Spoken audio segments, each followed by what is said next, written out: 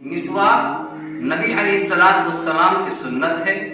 اس سنت کو زندہ کرنا چاہیے، اور یہ ایسی سنت ہے کہ جب اس کو کر کے ہم نماز پڑھتے ہیں تو اللہ تبارک و تعالی اجر و ثواب بہت زیادہ عطا فرماتے ہیں۔ رمضان المبارک کے مہینے میں روزہ کی حالت میں کلوجب، کولگیٹ اور دلہن منجن کے کرنے سے کیا روزہ ٹوٹ جاتا ہے؟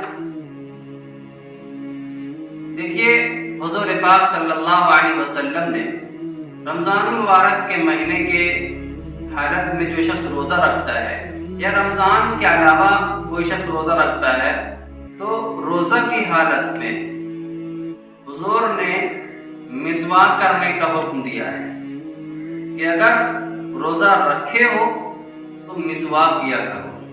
مسواک نبی علیہ الصلوۃ والسلام کی سنت ہے۔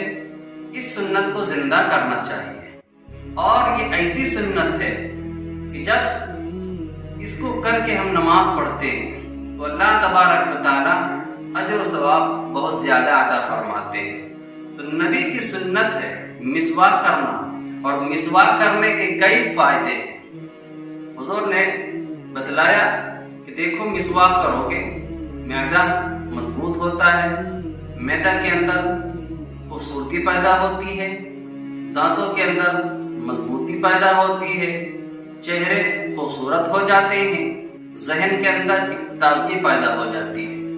مسواک کرنے کے کئی فائدے ہیں، اور بہت سارے فائدے ہیں جن کو میں یہاں نہیں ذکر کر رہا۔